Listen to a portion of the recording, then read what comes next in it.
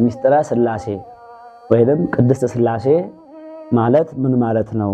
ሥላሴ ማለት ሰለሰ ሶስት አደረገ ከሚል ግስ የወጣ ሲሆን እና ሚስጥረ ሥላሴ ስንል የሶስትነት ምስጢር ማለት ነው። ቅድስት ሥላሴ ማለት ደግሞ ቅድስት ማለት ልዩ ማለት ነው። ቀደሰ ለየ ይላል። ቅድስት ማለት ልዩ ማለት ነው። ቅድስት ሥላሴ ማለት ልዩ ሶስትነት ማለት ነው። አንድ መጋቢ አለ፣ አንድ ፈጣሪ አለ። ስለዚህ እግዚአብሔር አንድ ነው። ይሄ ቅዱሳት መጻሕፍት በአጠቃላይ 80 ያህሉ መጻሕፍት የሚመሰክሩት እውነታ ነው።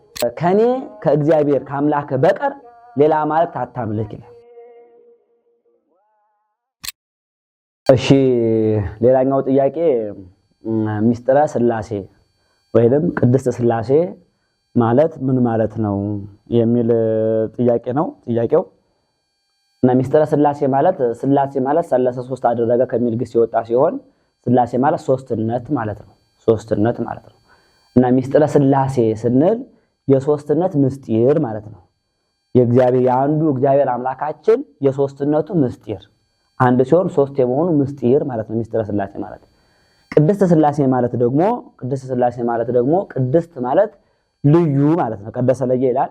ቅድስት ማለት ልዩ ማለት ነው። ቅድስት ሥላሴ ማለት ልዩ ሶስትነት ማለት ነው። እንግዲህ በዋናነት በክርስትና ሃይማኖት መሰረታዊ ነገር ልንይዝ የሚገባን ነገር አንድ ነገር አለ። ይሄው ምንድነው? እግዚአብሔር አምላካችን አንድ ነው። ፈጣሪያችን አንድ ነው። እግዚአብሔር አንድ ነው። አንድ አምላክ አለ፣ አንድ እግዚአብሔር አለን፣ አንድ ገዥ አለ፣ አንድ ባለስልጣን አለ፣ አንድ መጋቢ አለ፣ አንድ ፈጣሪ አለ። ስለዚህ እግዚአብሔር አንድ ነው። ይሄ ቅዱሳት መጻሕፍት በአጠቃላይ 80 ያህሉ መጻሕፍት የሚመሰክሩት እውነታ ነው። በዚህ በዘጸአት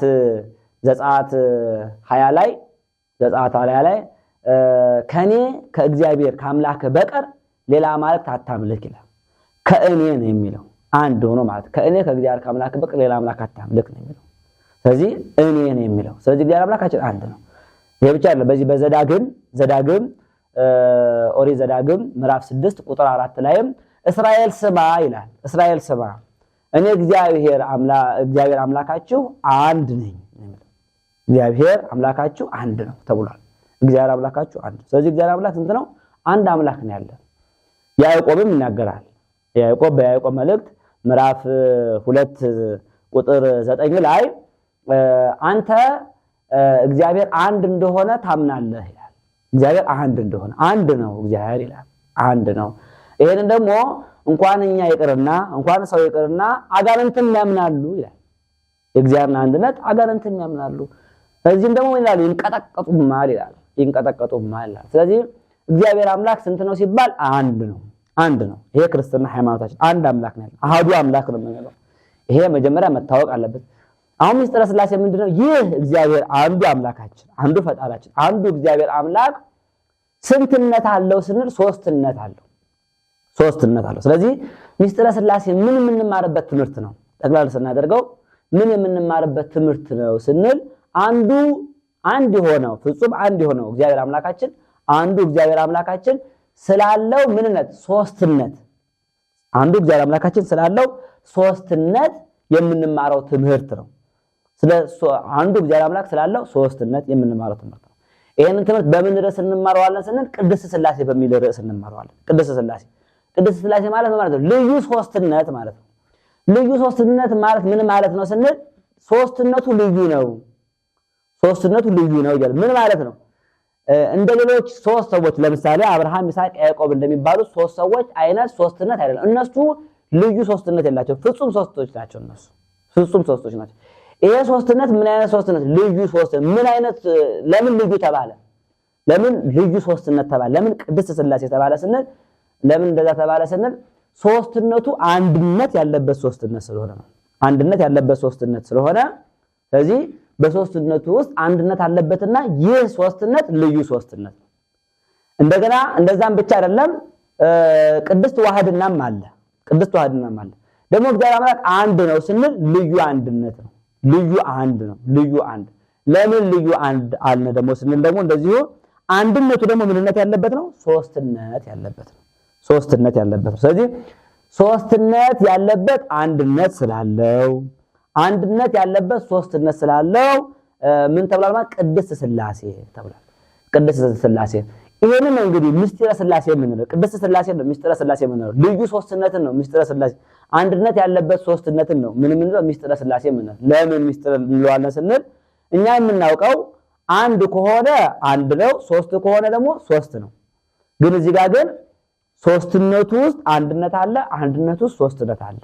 ስለዚህ አንድ ሲሆን ሶስት፣ ሶስት ሲሆን እንዘ አሐዱ ሰለስቱ ወእንዘ ሰለስቱ አሐዱ ይላል አትናቴዎስ በሃይማኖት አበው። አንድ ሲሆን ሶስት፣ ሶስት ሲሆን አንድ ስለሆነ ልዩ ሶስትነት ልዩ አንድነት ብለን እናያለን። ስለዚህ እንደዚህ አይነት ደግሞ ሶስትነት አሁን ለምሳሌ አዳምን ምንድነው የምንለው ስንል አንድ ነው የምንለው። አንድ ነው የምንለው እሱ ፍጹም አንድ ነው፣ ልዩ አንድ አይደለም። ለምን? አንድነቱ ምንነት ስለሌለው፣ ሶስትነት ስለሌለው።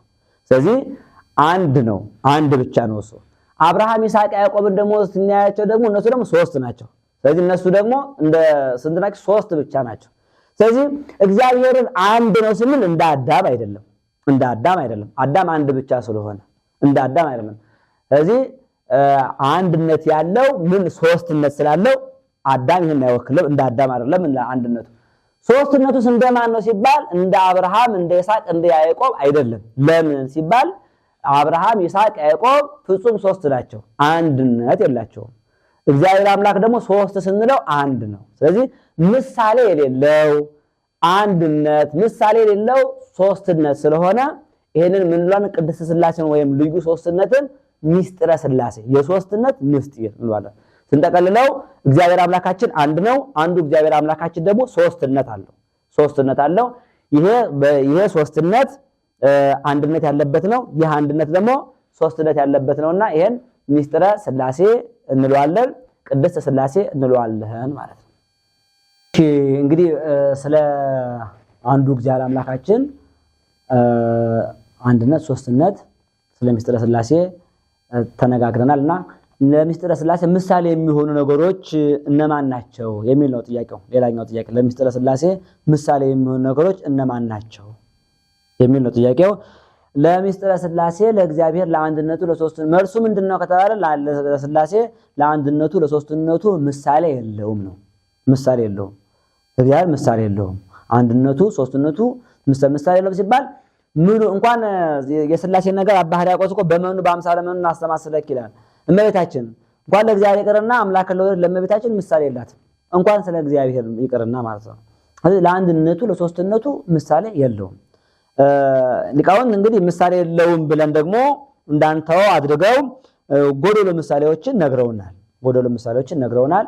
ይቺውም በፀሐይ መስለው አስተምረውናል። በፀሐይ ይመሰላል ማለት ፀሐይ የሥላሴን አንድነት ሶስትነት በሚገባ አጉልታ ትናገራለች፣ አምልታ ትናገራለች ማለት አይደለም። ቅድም እንደተነጋገርነው የአብ ምሳሌው ወልድ ነው፣ መንፈስ ቅዱስ ነው። የወልድ ምሳሌው አብ ነው፣ መንፈስ ቅዱስ ነው። የመንፈስ ቅዱስ ምሳሌው አብ ነው፣ ወልድ ነው። አብን ሊያስረዳ ሊገልጥልን የሚችለው ወልድ ብቻ ነው። ስለዚህ አብ እግዚአብሔርን ያየው ማንም የለም ይላል። ስለ እግዚአብሔር የሚናገር ማንም የለም። ይሄን ወልድ ብቻ ነገረን የሚል ወልድ ብቻ ነው ነገረን። ስለዚህ ወልድን ማየት አብን ማየት ነው፣ መንፈስ ቅዱስን ማየት ነው። አብን ማየት ወልድን ማየት ነው፣ መንፈስ ቅዱስን ማየት አብን ማየት ነው፣ ወልድን ማየት ነው። እነሱ ከዛ ውጪ ግን ለአብ ለወልድ ለመንፈስ ቅዱስ ምሳሌ የሚሆን ነገር የለም። በጎዶሎ ምሳሌ ግን ለማስረዳት እንደ አንድነትን ሶስትነትን ለማስረዳት ያህል ግን ፀሐይን እንጠቅሳለን። አሁን ከፀሐይ የምንወስደው ፀሐይ አንዲት ናት ነው። ፀሐይ ሶስት ፀሐይ የለችም። ፀሐይ አንዲት ናት። ግን አንዷ ፀሐይ ሶስትነት ስላላት ሶስት ነገር ስላላት ይሄ አንድነትን ሶስትነትን ይገልጣል ተብሎ ነው።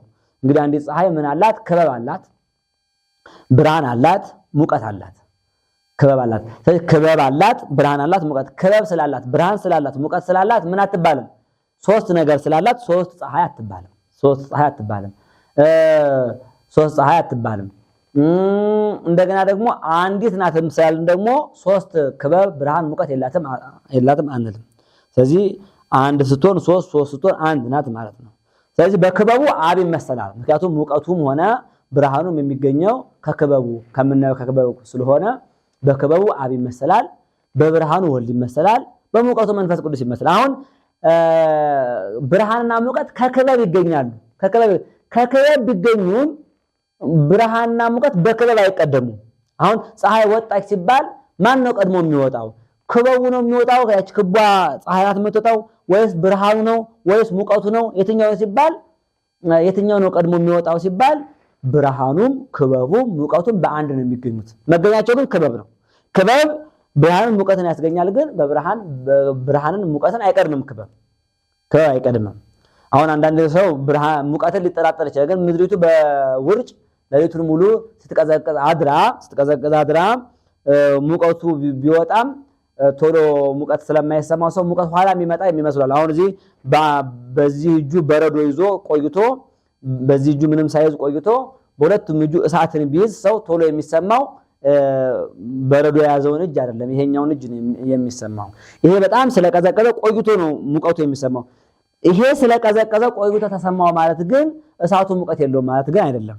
እንደዚሁም ሁሉ ምድሪቱ በውርጭ ቀዝቅዛ አድራ ፀሐይ ሲወጣ ሙቀቱ ቆይቶ ሊሰማ ይችላል። ግን ብርሃን፣ ሙቀት፣ ክበብ በአንድነት ነው የሚገኙት። ስለዚህ በክበብ አብ ይመስላል፣ ብርሃን በወልድ ሙቀት በመንፈስ ቅዱስ ይመስላል። ከክበብ ብርሃንና ሙቀት እንደሚገኙ ከአብ ወልድ ተወልዷል፣ መንፈስ ቅዱስ ሰርጿል። ክበብ ብርሃንና ሙቀትን ሲያስገኝ ብርሃንና ሙቀትን እንደማይቀድም ሁሉ አብ ወልድን ሲወልድ መንፈስ ቅዱስን ሲያሰርጽ ወልድን መንፈስ ቅዱስን አይቀድምም ነው። እንደገና ብርሃን ከክበብ ተወልዶ ወደዚህ ዓለም ሲመጣ ይሄ ምን ማስረጃ ነው? ወደዚህ ሲመጣ የምን ማስረጃ ነው? ከሶስቱ አካል አንዱ አካል የእግዚአብሔር ወልድን ሰው የመሆኑን ምስጢር የሚያስረዳ ነው። እዚህ ሲመጣ ደግሞ ከክበብ ተለይቶ አለመሆኑ ሰው ሲሆን ከባህሪ አባቱ ከመንፈስ ቅዱስ ከባህሪ ሕይወቱ ያለመለየቱ ምሳሌ ነው። የዛ ምሳሌ ነው እና በፀሐይ ተመስሎ ይገለጣል። ይሄም ግን ምሳሌው ጎደሎ ምሳሌ ነው። ሌሎችም ምሳሌዎች አሉ። በእሳት ይመሰላል፣ በባህር ይመሰላል። እነዚህን ደግሞ እንግዲህ በሌሎች የቅዱሳት መጻሕፍት እየተመለከታችሁ የምስጢረ ሥላሴን ትምህርት በመንፈስ ቅዱስ ገላጭነት በጸሎት ሆናችሁ ልትማሩ ይገባል። ለኛ ግን ለዛሬው በዚሁ ይበቃናል።